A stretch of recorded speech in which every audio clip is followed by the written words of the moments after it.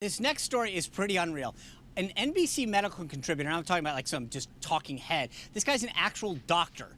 He says he has COVID-19. He went on multiple NBC shows, and both he and the host of these NBC shows all discussed how he had contracted COVID through his eyes by sitting on a plane. Now, this crack team at NBC News apparently knew that he had tested negative for COVID. And I'm not talking just once. He had apparently tested negative 4 times. And then they continued to interview him regularly as if he really had COVID.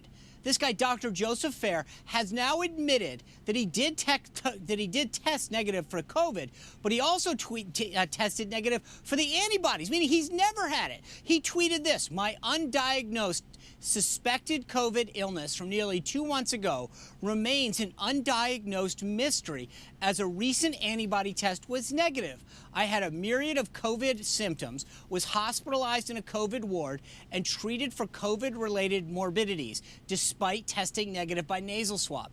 Now, did he disclose this to anyone during these interviews? I don't know. I don't have any idea. But I do know it's clear that no one at NBC News really questioned this diagnosis, only sharing the symptoms. Here's what the doctor tweeted. "I was, quote, severely ill for 2 weeks, 4 days of it in critical condition, resulting in pneumonia, diffuse lung injury, and 18 pounds of weight loss. My path forward is a second AB test, followed up with a pulmonologist and a tropical medicine specialist in an effort to diagnose what made me so ill. While I can appreciate that he's been ill, his story is a lot less meaningful given the fact that he isn't actually a legitimate victim of the pandemic as he claimed to be. And NBC hasn't clarified any of their mistake yet.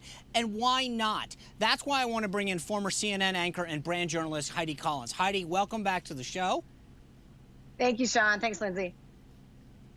All right, so there's 2 things that I think are fascinating about this. Number one, a doctor, a medical doctor, lied. He knew he didn't have it.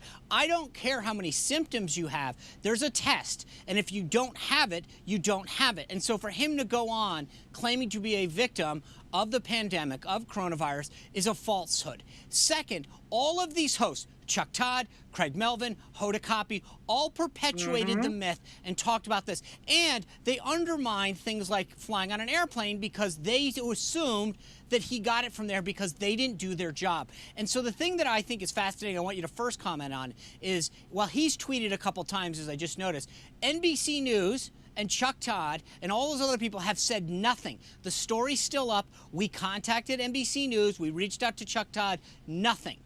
What obligation do they have to be honest with their viewers? I know they're all big into the truth, so what obligation do they have, Heidi?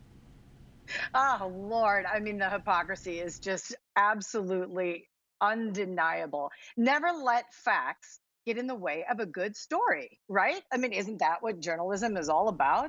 I mean, why on earth should Chuck Todd have to come forward? And by the way, as you well know, both of you, we have talked about his tactics, if you will, journalistically or otherwise on this show before. There never seems to be anywhere near the same amount of importance placed on an apology or a correction as there is when there is something so egregiously and flat out false as something like this. I don't know why the whole network isn't coming out. I don't know why Dr. Fair isn't coming out and saying, hey, you know what? I thought I had the coronavirus. I apparently really wanted to have the coronavirus, but I didn't. And I'm sorry if I made anyone more afraid or more confused with my medical journalism that I am offering to the public. You know, Heidi, as Sean Heidi, always the thing says. that's Oh, go ahead, Sean. Go ahead. No, I was just going to say, I get it. But listen, the funny thing is, I didn't feel well once. I went into the hospital. They said, okay, you got some symptoms. We did a test. They said, you don't have it. That's how medicine works. And yet this guy, a doctor in NBC News, continued to perpetuate a lie because it fit their narrative. They wanted to be able to talk about all of this lack of testing and all this. They knew the truth, and yet they lied. No doubt about it. And you nailed it. And you know, the same thing happened in our house. My husband was not feeling well, went and got a COVID test. Luckily, we found out very quickly it was negative. I don't know why you would ever want to perpetuate a situation, as we've said earlier, as scary and confusing as this, if you didn't have a motive. And if you weren't perhaps being told by certain people at a network, hey, you know what? This is a really good thing we've got going. We're able to follow this story. It's sort of like a documentary style thing. This is really good TV. Again, never mind the fact that it ain't really what's going on. So I don't know. I hope to hear more from the doctor, from the network. I wonder if he'll continue to work there. Will he still be deemed as credible? Uh, hmm, I wouldn't believe him. Yeah, those are all really good questions. And I think this is a point too, Heidi. They have still reports up on their website. So it's not only the host and anchors who have not revised statements, but there's reports on May 14th of Dr. Fair's entire journey. Do you think that those should be revised? Should they put an update on those and say, hey, this is actually incorrect, or even just take it down?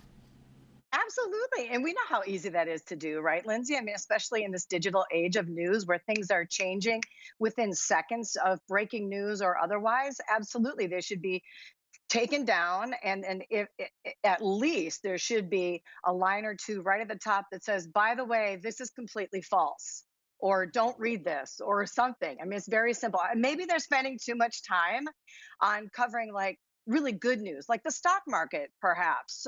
Today, we've got incredible numbers out there. Nobody's talking about that. It's not on anybody's website. CNN, MSNBC, NBC. It's nowhere on there. And meanwhile, we've got some of the hugest numbers that we've seen in decades. So I don't know. Hey, Heidi, let me throw this at you. Tell me if I'm going on a bridge too far here.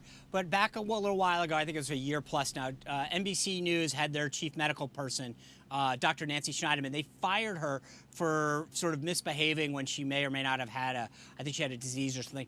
And then this guy lies about a medical diagnosis, and yet they don't even make a comment about it. Do you think there's a double standard because Dr. Nancy Schneiderman was a female doctor and this guy's a male doctor? Do you think gender has anything to do with this? I think I don't know that I would need to even go that far. I would go so far as to say it was an election year, right? It wasn't an election year cycle, and we weren't talking an awful lot about presidents that are up for re-election. So I think maybe that might have a little bit more to do with it, given the popularity at that particular network with our sitting President Trump. Dr. Schneiderman, she was some of this stuff just blows my mind. How they get away with it. No doubt, no doubt. And people should be really taking that into consideration when they choose what network or what television news they are tuning into. And certainly if they have the time to watch all the news all the time, all day, then they might be able to get some sort of triangulation of what truth really is. But like most people, unfortunately, they're just watching one news source or reading one news source, and then they'll have to try to figure out, wow, is that fact or fiction? And these are the exact examples where networks, get into trouble because credibility is king. I mean, that's what journalism and news is all about. Yeah, I should just save everyone some time and just stay on Newsmax TV, go to newsmax.com. Duh. I mean, it's just so much easier. Anyway, Heidi, thanks for your time today. I appreciate it, as always. You just watched Newsmax TV, America's fastest growing news channel, now in 65 million homes. Get Newsmax TV on all the major cable systems or go to newsmaxtv.com and click on the Find Newsmax tab to locate us. Remember, Newsmax TV, we're real news for real people.